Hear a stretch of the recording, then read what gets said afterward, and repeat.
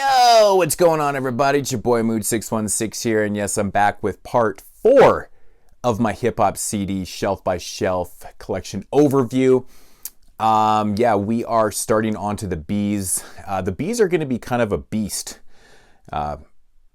No pun intended there, but there's a lot. So I'm probably going to have to break this into like 4 parts. The first part's going to be a little bit longer because it'll just take me to the end of the shelf, but yeah, so the bees are going to be a little bit bigger, but bear with me. The other parts will be a little bit shorter. But yeah, so let's get right into this. I'm going to pull this out so I don't lose it. And we're going to start off here with Badass. Rest in peace to Badass, actually.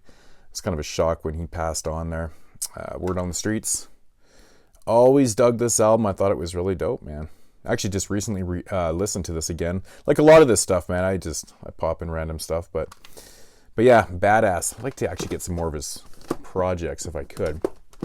The Bad Meets Evil album. I gotta say, man, this album is super underwhelming. I haven't listened to this in years, to be honest. But, you know, from what my memory serves me, I just remember it being very underwhelming. I like to actually go back and re-listen to this to see what it sounds like today. You know, it's been out for, shit, man, it was 2011. Damn, dude. It's already been like 11 years since this thing came out. Crazy. I think it was a little bit past due when it came out. I think that was kind of the problem with that one. Who knows what another one of those would sound like the way Royce and Eminem are now, but you never know. Bombardier with College. I absolutely love this album. One of my favorite female MC albums of all time. Her voice, man, is so tantalizing. The beats on here are incredible. Some really dope primo stuff, but it's her cadence on the mic, just how mellow and how effective it is, man. I really like Bombardier. I wish she had to put out a lot more stuff because I always really dug her. And then we got Queen, BB Queen. Bombardier. This was, you know, just a little short kind of EP thing that came out, which was cool. You know, underwhelming because just the length of it. But, yeah, Bombardier, still cool to have. Then we got the Barrel Brothers, man. Skyzoo and Tori. And this is a fucking incredible record, man. I absolutely love this album. So dope. So dope, man. You got some Sean Price, some Guilty on there. Shaw Stimula. Fucking dope, man. But they kill it, man. Like, oh, the beats are dope on this record. Skyzoo and Tori complement each other perfectly on here. Just a really, really great record, man. I can't believe it's already been, wow, 2014. That's incredible. It's been out that long, but really good record. Love that shit. Basic Vocab, The General Dynamic. Cool record, man. Pretty laid back. It's been a minute since I've listened to it, but I always remember kind of digging this one. Not really a record or hear or see anyone ever really talk about. Yeah, this is a weird one, man. The BDP&T, Broken Dreams, Parker, and the Number Man. It's actually kind of it's a fun album. I mean, it won't be for everybody. It's kind of shorter, but look at the song titles on this fucking thing. Age Boogie, Humphrey Bogart. As you can see, the trend of what it is, it's, you know, people's names. The Dalai Lama, Howard Hughes. Pretty cool, man. It's fun. I really like the lyrics on here, man. They're pretty interesting. Yes, Beanie Siegel. The Truth started it all. I was recently just rocking a bunch of Beanie a couple weeks back, actually. And, man, I forgot how much I really dig Beanie Siegel, man. Man, the song Mac and Brad with Scarface. Sick, man. Just interesting combination, but Beanie Siegel, The Truth. Love that album, man. The Reason, not as good as the first one, in my opinion. I mean, I don't really like it as much, but I still really dig it. Got another song on here with Scarface. Yeah, good shit here, man, from Rockefeller Records. Yeah, I always used to kind of think that, you know, his third and fourth albums weren't as great, but this is another really good one, man. Becoming. I think this one right here, man, kind of, you know, I'm not the biggest fan of having features on every single song. It kind of bugs me at times because I feel like, you buy these records from these solo artists, you expect to hear a lot more verses from them, but sometimes it works, sometimes it doesn't. This one has a lot of features. Got some Redman, Snoop Dogg on there. Look at that, Pooba and Stat X, man. That's so dope, dude. But yeah, the beat coming. Then The Solution, the last Beanie album that I own. I believe he's got a couple more, I think. Yeah. This one grew on me. This album actually grew on me quite a bit. I wasn't really overly impressed with it years ago, but I think it's pretty good. Into the Beastie Boys, License to Ill. I mean, really, what do you say about License to Ill? It's kind of a groundbreaking record. Dope production from Rick Rubin. You know, the Beastie Boys are such an interesting group because they go from that album, which is just incredibly immature. It's mature but immature at the same time, like, you know, the music wise, but then the songs are kind of immature. And then they put out this album, which was like, 3 years later, actually quite a bit after, Paul's Boutique, which is like an incredibly produced album. I mean, the sample, I mean, this is the type of album that you could never make today. You actually could never afford to make an album like this. There's way too many big samples in this. I can't remember. I used to know how many were used in this. I looked it up once. It's incredible what they did, but it's just such a different, it's a polar opposite record than their first one. And I think a lot of people were very confused by this album when it came out. I know it's become like a cult album over time and stuff. People really respect it now, considering what the art of sampling became. And they kind of look at this album as like huge growth in the Beastie Boys career. But I always dug the shit out of this album. I thought it was really damn cool. It at first, you know, it was a little bit like, whoa, what am I listening to? But it's such a cool album. And then the incredible Check Your Head album. Always loved this record so much. I love like the little short interludes and shit. The Biz versus the Nuge, so amazing. It's got such a unique sample or sound to the record. I love the way they recorded this album, man. I recently read the Beastie Boys book, which I actually have sitting right there, and it's like an incredible, just so many great stories, man. And you know, just they got to dive into the process of recording. You get real deep into, you know, their heads and where they were at and stuff. And this was a very unique recording experience for them. The way they did it, rent in the warehouse, and just like, I mean, they purposely grabbed the worst fucking mics ever, you know, to record So What You Want and stuff. It's very interesting how everything just kind of worked out. This is the remastered edition, which I picked up. I think I was at like Sunrise, and this shit was like $10. I was like, you know what, fuck it, I'm just gonna grab it for the bonus disc with all the instrumentals and original tracks. And it's kind of worth getting though, man. It's actually really nice little digipack thing, pretty cool. And then we got the Root Down EP, which is, I absolutely love Root Down, man. It's so dope, such an amazing track. Then we got the early Beastie Boys stuff. Some old bullshit. This is like pre-punk. This is pre-Licensed to Ill recordings, when the Beastie Boys were a punk band. You know, some of this stuff is really rough and crazy. Like, even for punk music, it's just like slapping together, man. It's ridiculous. But some of it's actually pretty fun. If you like punk. I actually really do like punk music, so this is actually really cool to listen to see where the Beastie Boys came from before they found hip-hop.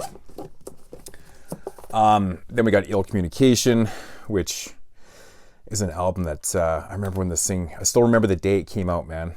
1994, me and the homie, we went down to the mall to grab a copy of this, and it was like it just never left. I originally had it on tape.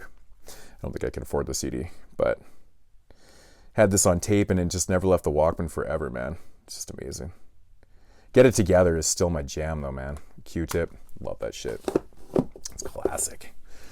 In the sound from Way Out, instrumentals from the Beastie Boys. I am a big fan of instrumental records like this. I think it's pretty cool. It's very they tell stories about how they recorded this and stuff too. It's really interesting to read where their head were at, man, and all these type of instrumentals and shit, and why they did it and stuff. It's pretty cool. Hello Nasty. I always feel like this album was just ginormous, man. This is like one of the biggest albums, man, from the Beastie Boys. Like, this shit was massive, but we all know it though. Like Body Moving and Intergalactic, man, those tracks were just like people that, I mean, Beastie Boys was always kind of that group that even if you didn't listen to hip hop, you kind of listen to Beastie Boys. It's kind of like Run the Jewels now. There's so many people that don't really listen to hip hop music that love Run the Jewels. I feel like the Beastie Boys were that group before, and this was that record that like you would go to someone's house and you know they listened to like adult contemporary music, but they had Hello Nasty in their collection. It's fucking hilarious. It's pretty funny.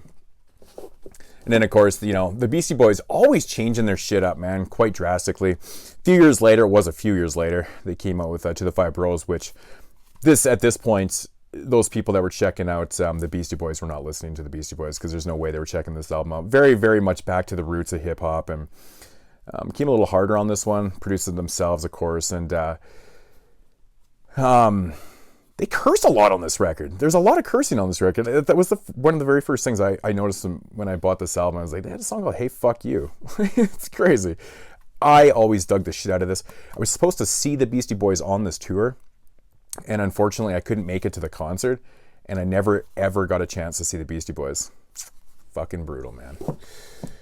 Yeah, that's kind of one of my biggest regrets in life, actually, was missing that concert, but it wasn't really my fault. Another instrumental record, The Mix Up, from the Beastie Boys. Really good stuff, man. Yeah, good stuff. They're live instruments. Hot Sauce Committee Part 2. Yeah, you know, they tell the stories of this too, and I'm trying to remember, like, it's Part 2 because they weren't happy with the first part. I know that the Beastie Boys have songs in the vault that they probably could actually put out, even call it Hot Sauce Committee Part 1, who knows. But yeah, the song Too Many Rappers, man, with Nas, fucking amazing. I really like this. You know, it wasn't like the Beastie Boys' greatest work, but, you know, it's still good. Still good to own, though, of course. The Beastie Boys Anthology, The Sounds of Science, which is literally what it sounds like. It's an anthology. A couple discs. Shitload of songs. Might as well just have it. Pick this up for a couple bucks. A few years back, just never had it. I'm not really the biggest fan of greatest hits album stuff, but it's Beastie Boys Anthology, why not? Unless, of course, it has like a bunch of shit on it that's not available on albums or whatever. Into the Beatnuts, Intoxicated Demons. Yeah, Psycho S and Juju, man. Oh, fuck, I love this shit, dude. This is, man, world famous, man. Oh, this is like the shit, man. The Beastie Boys. I'm so used to saying the Beastie Boys now. The Beatnuts with Street Level. This shit like made me fall in love with the Nuts, man. So incredible, man. Like, props over here, man. Oh my god, this shit's like amazing. This album is so dope. The whole record from top to bottom.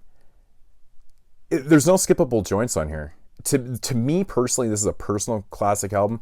I don't know really what people think. The Beatnuts, you know, they used to be in conversation quite a bit back in the day, but you don't really hear people talk about them too much. There's a really good interview with is it Cycle? Yeah, it was with Cycle S on the Take a Personal podcast. Actually, it was just Cycle S that did it, and they break down this whole record, and it's really interesting. Really, really interesting stuff. They came out with Stone Crazy, and this was, 97, I believe? It was 97. Of course, with Off the Books, with Big Pun. Another really great record. You know, honestly, man, the Beatnuts have never really missed for me. I know they've got albums that are better than others. You know, kind of post-2000 was a little bit different, but The Spot, the remix EP, good shit. Off the Books remix, which is pretty cool, you know. Got some No Equal remix there. Props Over Here remix. Worth owning. Very cool. A Musical Massacre. I still really dig this. I know a lot of people didn't really care for it too much. A lot of features. A little bit different sounds and stuff, but, you know, still the Nuts. Yeah.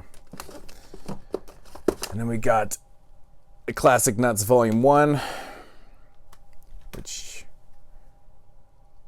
yeah, as you can see right there. Got some pretty much greatest hits. Don't think they ever had a volume 2 that I know of. I'm pretty sure there's no volume 2. The Originators. It's fucking dope. Originate with Large Pro. Super sick. Yeah. Printed out back. It's the actual disc because something happened to my back. But yeah, so whatever. It is what it is. Wasn't going to buy another copy just to have the back, but you know, print it out's fine. It's cool. Then we got Take It or Squeeze It. Haha, good wordplay. I'd probably need to get that sticker off here. I think that thing, I tried to get it off. I need a heat gun. Oh yeah, I forgot about El Tariq, man. Shit. Yeah, El Tariq, the one time, well, time and a little bit, I guess, of El Tariq in the Beat Nuts. Yeah, he returned here. Forgot about me some El Tariq, and I love his solo records. So dope. I dug it. It's cool. And then Milk Me, which I still hate this album cover. I always hated this album cover. It's annoying to me. Some of those features on here, man. Greg Nice, Freeway, Razelle. Got some Tony Touch on there. Milano's on there. That's cool, man. AG. Yeah, I mean, it's kind of a shame, man. This album came out in 2004. It was like the last time we heard the Nuts. I was always kind of annoyed that they teased that they were going to put out that Lick Nuts album with the Beat Nuts and the Licks, the Alcoholics, called the Lick Nuts. Isn't that the greatest title group name ever? But never happened, man. They teased with a couple tracks, I think it was, and that was it. It just never came to fruition, man. It's shitty. Beat Nuts, UFO Files, Rare and Unreleased Joints. This is dope, man. I think some of this stuff is like, it's not mixed the greatest, but you know, it's unreleased stuff, which is always cool to have for the fans of the Beat Nuts. My homeboy Jason Bosco, I do the bake sale with. Beat Nuts is his favorite group, if you guys wanted to know that little tidbit factoid there. BY, The Lost Tapes. This is a fucking cool release. It came out a couple years ago, 2019. Finally got some BY on disc. I don't think they ever had anything on disc. Maybe I might be tripping on that. But a bunch of these songs, you know, if you're into really underground kind of 90s stuff, and you might have heard some of the tracks, didn't know who they were by, but I don't know. Tough to say. Depends what you guys were into. Yeah. Fuck off. I love me some Belle Biv DeVoe. This album's incredible, man. This was the greatest early 90s, you know, R&B, hip-hop shit, man. Like, Poison is just classic, man. I love this shit, man, over those hip-hop beats. Yeah. So good, man. So good. I can still rock these records. The remix, yeah, you know, it has its moments on it. It's okay. I mean, I'm not like, sometimes I'm not the biggest fan of remix records. I mean, felt like it was just kind of put together to cash on, you know, the success of Poison. But then we got Hootie Mac. Hootie Mac always gets stuck in my damn head, the song Hootie Mac. Yeah, and this was, shit, man, what was this, like 94? Is it 93? I think that says on the back there. 93, Belle Biv DeVoe. Yeah. All right, getting into some Beneficence. DJ LKB. Holders of the Key. This is some very, very early Beneficence. Right here. Got Kais, of course, on here. And Elda Sensei, of course, from the Artifacts. I love me some Kais, man. That guy, super underrated. Got a couple of Kais albums somewhere in the collection. But yeah, it's some very early Beneficence. I think that might have been his third album. He has two before that are actually quite harder to get, which I need to track down sometime. Sidewalk Science, Beneficence. This is like this. You know, from this point on, man, this album right here was actually the first time I'd heard Beneficence. And this shit was straight fucking fire. Production is all on point. The features are on, and that's the thing with Beneficence albums from this point on, is that he always has a lot of features, but he always has the right guy on his tracks, man. Always has the right guys, man. That Rock Marciano, got some Bravo on there, Kazi, Diamond D, the Legion, the fucking Legion are on there. Lord Tariq, Prince Poe, of course, Frank Nitti, I should say. Wise Intelligent, man. Like, it's just, beats are incredible on that. They're really incredible. Then we got Concrete Soul, which I actually have on vinyl also. Actually won from my homie Tom in a contest years ago on YouTube. But yeah, if you break it down, the features, which I don't really have to name them all, you guys can do some pause and read if you want. A lot of features, which is generally kind of my kryptonite when it comes to these type of records. But dude, I don't know what it is. His albums just kind of, it always gets held down, man. I have fucking Rampage on there, man. Master Ace. Oh man, he did a great song with Mass Days last year too. But this is another incredible album. Really, really good stuff. Look, kind of stuck in there. Basement Chemistry, another fantastic record. Like, look at that. He's worked with Mass Days quite a bit, man. And Nelda Sensei. Some of the usual suspects on here. That Legion with Drez. Inspected Deck. MC8. Did a song with fucking MC8. Another awesome, awesome album. And then this is one that came out last year that was in my top albums of last year, Beneficent Confidence. I'm a huge Confidence fan. I love his production. Stellar Mind. Again, with the features, Elda Sensei on here, Master Ace, Phantasm, of course. My Way's like amazing. Lord Tariq, Keith Murray, Roscos, AG again, Chub Rock. Love me some Chub Rock. It's cool seeing like just this group of people, man. Like Keith Murray on a track, man. The fuck's Keith Murray been these days? I know he's still doing his shit, but it is what it is. Just one of maybe a handful of just copies of albums I've made myself. I mean, honestly, I've never actually seen a legit copy of this album, Benefits album. I know there was some out there. At one point, I think he was selling like on his, on his website way back in the early 2000s. It's kind of credited as being like the first like internet rapper, big rapper kind of thing. If you've never heard Benefit before, man, you got to check his shit out, man. He's really actually pretty fucking entertaining, man. I remember the song. Actually, what was it? Warp to 6ix9ine, Warp to World 6ix9ine. That's the Super Mario Brothers song. I think that might have been the song that kind of made it huge with people, and kind of got the attention on the internet and shit back in the late 90s or whatever it was, 99 when this thing came out. Yeah, 1999. And but incredible shit, man. Like Garbage Pail Kids, man. Proceed with Caution. There's so many good songs on here, man. Exact Supreme. Oh, it's good shit. I would, if I could get a legit copy of this, I 100% would, but I've never seen one that was, affordable.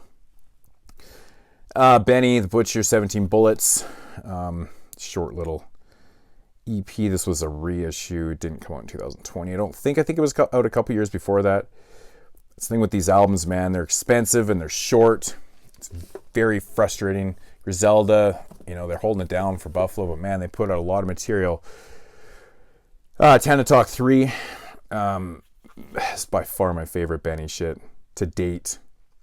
This is incredible, man. Man, the Alchemist and Derringer's beats on here are just so incredible. So dope. Really, really good shit, man, from Benny. The Plugs I Met. Yeah, there's other Benny projects out there I've passed on. There's short little EPs. I'm not paying $25 a piece of these things. A couple of the earlier ones I don't really like as much. But this one, The Plugs I Met is good. The part 2 is okay.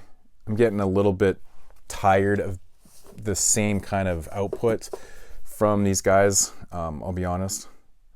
But I still like Benny. I can go back and listen to these records all the time. Burden of Proof, good stuff. Yeah. Benny. Then we got Beyond here.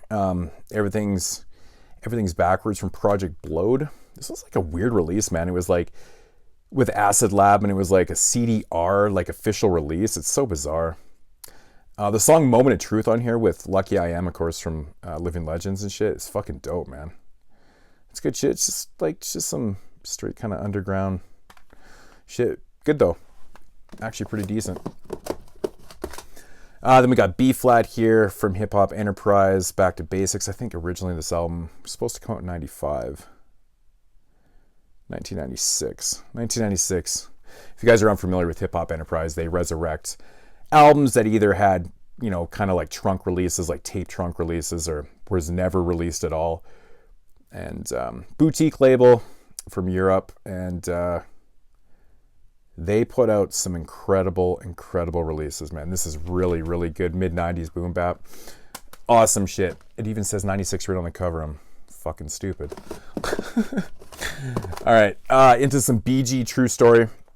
This is very, very early BG. It's at 1995. This is the reissue, obviously 1999. BG, of course, from Cash Money Records. I think he was really young here. Like, I want to say, like, in 95, he must have been, like, 14 maybe or something when he put this out. Oh, it's really, really early. And this is, like, still in the first wave of Cash Money records. So if you guys were a fan of Cash Money from, like, 90 to, like, 95, you're going to get groups like UNLV on there and stuff. And it's all produced by Manny Fresh. Manny Fresh has been doing it for so long, but very, very different groups on there. And then when they kind of re-established, all these groups were gone by like 97, and then Big Timers, and it was just a totally new lineup. And most people know Cash Money for that era of Cash Money, 97 to 2005, the Manny Fresh era, man. But this is really early. It's very kind of immature sounding. BG, like, I mean, by the time he was on Chopper City, man, like, fuck, it was just so much better. Like, it was just so much better. It was like a year later. Was this 96, 97, somewhere in there? Look, he's still looking like a little baby there. Like a little BG. Chopper City's dope, though. It's really good. And then we got It's All On You, Volume 1. And I believe this is 97. Man, BG had a lot of records out, man. Even before... yeah, man, before Cash Money really started popping. It's kind of crazy. Got Young Wayne on there, some Juvenile. Pretty much all the Hot Boys. I think the first Hot Boy album came out in 97, so that was kind of leading into that. That's why they're on that record. And then here's Volume 2. Which I think, yeah, 98. So as you can see, you got Wayne and Juvenile and all those cats on here. Big Timers. Right? Bird and Manny. And then we got Chopper City in the Ghetto, which, of course, this album was just like a ridiculous hit because of Bling Bling. Man, there's this really great interview. I think Talib Kweli actually did with Manny Fresh. I actually read an interview with Manny Fresh a couple years prior to this that he talked about the same type of stuff, and they talked about like how the industry was kind of hating on Cash Money for kind of ruining the culture a little bit with songs like Bling Bling and shit. And he's like, well, fuck, man, like, we're just kind of doing our thing. We didn't expect it to like change the game and shit. But it's a great interview how he explains it away. And I've learned to respect Manny Fresh with a passion, his love for music and where he came from, his early days with Gregory D and shit like that, to the early times of Cash Money, to what he's accomplished with all these platinum and gold hits and shit. But his just love for music, and where, from the South, and it's like incredible. He's like a totally cool dude, man. And I just fell in love with Manny Fresh. His style's not for everybody, but shit, man, the person, he's like a legit person, man. Really, really love me some Manny Fresh. Need more guys in the industry like him, man. BG Knockout and Dresta, Real Brothers, fucking amazing. Everybody knows BG Knockout and Dresta from Real Motherfucking G's, Eazy-E. And I could not wait for the album to drop after, that shit came out. I was like, God damn, we need an album from these cats. And it came out, and it was the only one they ever dropped, man. And it's really good. I can still listen to this record, man. It's awesome. I actually bought this the very first day at my local Sight and Sound here in Canada. It was at 95. Oh, it was that shit just, it's ridiculous. So good. And then we got BG, the Prince of Rap. Now, this shit right here, if I had to explain what it was, it's probably pretty much like, like a Two Unlimited, like a techno rap group, like techno music that has like rapping in it. That's exactly what this is. This shit is catchy as hell, though, man. I know people are like, that's whack as fuck, but like, it's, I don't know, man. I remember picking this up at a pawn shop or whatever the fuck it was, and I was like, I gotta check this out. It looks like a rap record, though. It really does, but it's that techno rap era. That came out in 94. It probably should have came out in like 92. It was like, I don't know. All right, so we're getting into some, I think the rest of the titles on the shelf are all big. Yeah, so we got Big Boy, his first record. Really good, man. I actually haven't listened to it in a while, man, but I still think it's incredible how like Andre always seems to get all the shine from Outkast, but he never dropped a solo record because he went really weird. And Big Boy, it always seemed like he was secondary to everybody would talk about Outkast. Like, yeah, Andre's amazing, Big Boy's cool. It's interesting because I always really liked Big Boy on Southern Playalistic, man. He's really good on that record, but I mean, he's always good. But the solo career, though, man, you know, he put one down. Very, very successful. The second record, Vicious Lies and Dangerous Rumors. I didn't like it as much as the first one. I still need to grab his third album. I think he even has a fourth one now. Might be digital. I don't know. But I need to grab his third album. I just never did. But yeah, big boy. And then we're getting into some BDK, Long Live the Cane. Actually, I was bumping my record the other day, the vinyl of this album. It's just classic material, man. Molly Mall, what can I say? Fuck, man, every time I hear Set It Off, man, it's just like, man, Big Daddy Kane could rap, dude. This guy's a fucking pure MC. You know, he's my favorite MC forever and ever. Master Ace has taken that crown. But it's kind of interesting, like 3 of my top 5 favorite rappers are all from the Juice Crew. You know, Master Ace, Big Daddy Kane, Cool G Rap. It's kind of interesting.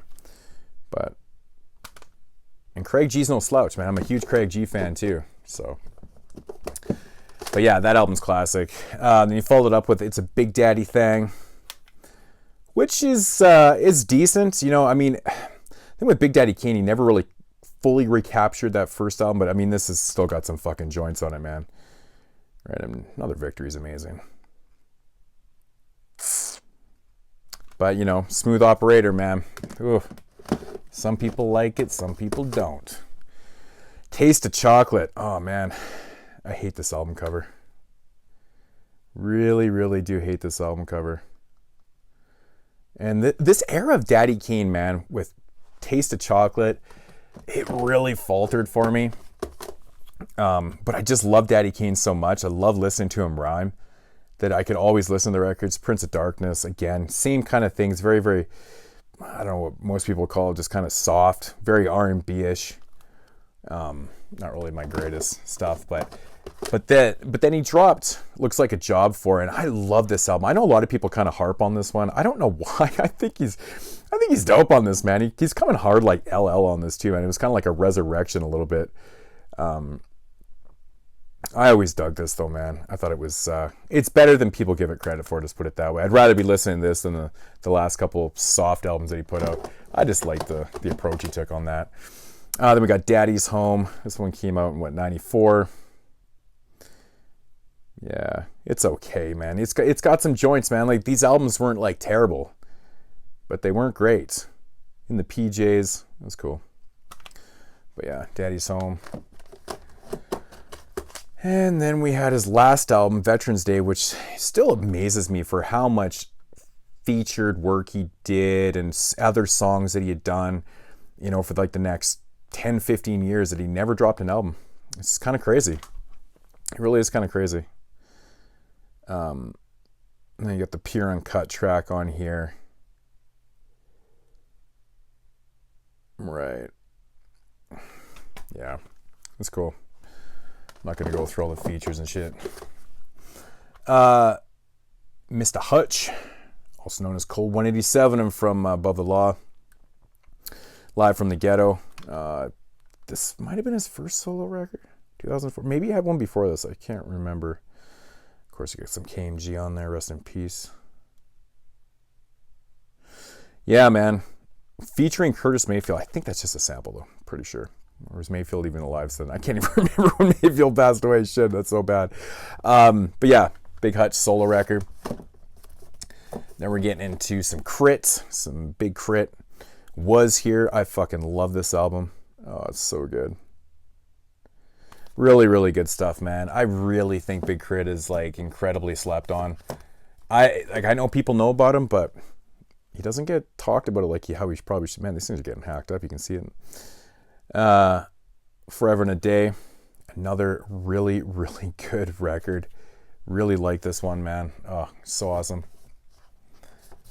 Return of Forever, another really good one. In fact, I don't think Crit has ever put out anything that was terrible. Some are better than others, like everybody. He puts out long albums, which is really cool. Guy puts in work, man. He really does. If I had to pick a least favorite, it might be this one, Live from the Underground. This is when he was on Def Jam, and I felt like he might have lost a little bit of control creatively. It definitely was different than the previous releases, but still good though. It's still crit. Then we got Cadillactica, which this one, it grew on me too. It was Def Jam again. This one had to grow on me. Got some Devin on there. Devin was on the last one too. Some E40 Funds, really. Raphael Sadiq. Whiskophilia. Oh yeah, Lupe Fiasco was on this record. Crazy. Right. I think he was he signed on there? I can't even remember. Oh, what's this album called? I always forget the name of this album. It's Forever into Something. What is it? Forever is the Mighty Long Time. It's a mighty long time. Forever is a mighty long time. I like that whole Forever thing that he's got going on. And I need to grab Crit's album that he came out with, what, year before? It's just never been cheap. And I do like it, though. I have heard it. So he's cool, man. He's cool. All right. Oh, man, we're like 35 minutes since I should probably stop talking so much. Anyways, Big L. Lifestyles of the Poor and Dangerous. You know, this when this album first came out in 95, I remember distinctly listening to this album at my buddy's house. I bought it. We went to his house. We sat down. I think we were smoking a cigarette. I don't even know. Anyways, we were fucking popped this album in. We're listening to it. I said to him, I was like, man, don't you think that some of these songs sound older? I'll never forget that conversation because I just kind of like never really dwelled on it. Because, you know, back in the day, man, our source of knowledge was like the Source and Rap Pages and Rap Sheet and whatever the fuck, maybe it was later Double XL. I don't even know. Kind of pre-internet days of like finding out that type of information, only to find out later that a lot of these songs, like this album was really kind of delayed. Like it was supposed to originally, I think, come out in 93, and there was some of the songs were recorded earlier, and then they end up recording some songs for the release in 95. So everything kind of sounded older, sounded just non-cohesive. But over years, like, I mean, I've listened to this album so much, it sounds fine to me, but I get why people do criticize it for, it's just lack of respect for Big L. Like, I mean, the album just, it could have been so much better, even though I love this album. I love it from top to bottom, but it does have a mixed bag of kind of sounds and older beats and shit like that. But you know, it's Lifestyles of the Poor and Dangerous, man. To me, it's still a personal classic to myself. I can listen to this album all the time. Rest in peace to Big L. Such a fucking shame. It's like it just pisses me off even thinking about it. The Big Picture, of course, was released posthumanly. Humanly? Is that right? I don't know. It doesn't matter. Of course, you know, it was, some shit was done on here. Some of it was obviously put together. Deadly Combination always bugged me. You know, I mean, you're gonna put a Pac and Big L on there. It's not even a bad track or nothing. It just felt very gimmicky to do something like that. I fucking love Fallback though, man. Cool G Rap. Of course, The Enemy's on here. Yeah, they would put that on here. Ebonics is still classic, man. It's like, dude, Ebonics is just ahead of its time shit, man.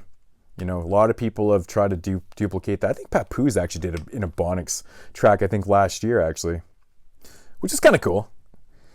I respect it. The Heist, man, Big L. Fuck, I missed those punchlines and that ridiculous lyricism, man. Return of the Devil's Son, Big L. Recordings from throughout the years.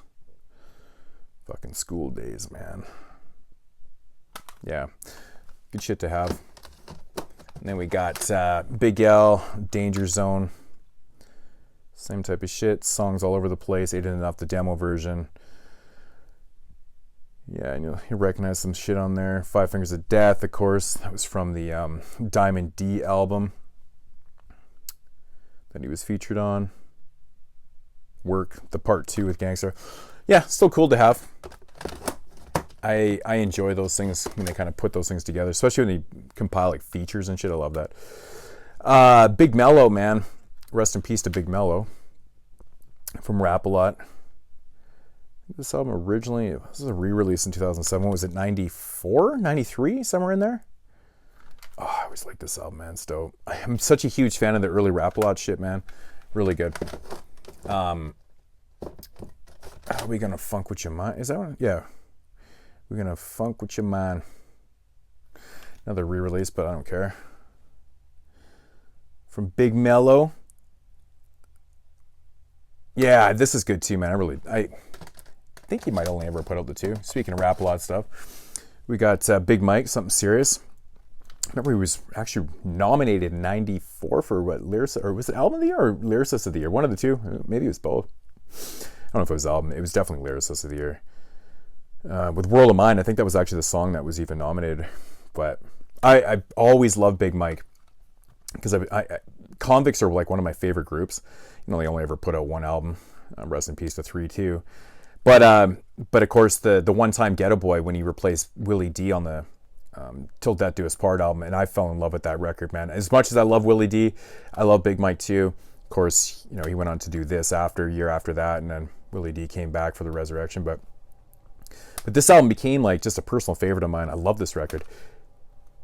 Dope MC, really, really hard, man. Big Mike is, he rolls hard in the paint, and Big Mike is still serious.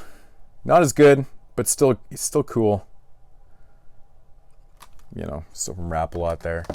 And then this one right here, I actually haven't listened to this album in years and years. I remember finding this at a pawn shop, actually. It was at like 99, yeah. Would have been 2000. It was like $2, and I'm like, oh, fuck, I'm grabbing that shit. It's okay. This album just kind of went down. Got some MC Breed on here. Rest in peace to Breed. Fuck. I absolutely loved MC Breed. Loved his voice. Twerk It with Jail Felony, Spice One.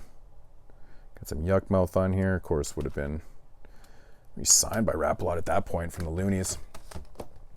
Into some Big Noid. Only the Strong.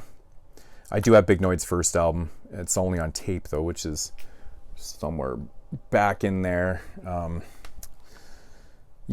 course, Noid's first record is just classic shit. I really like Big Noid, man. I'm a big fan. I like a lot of the Noid shit, man.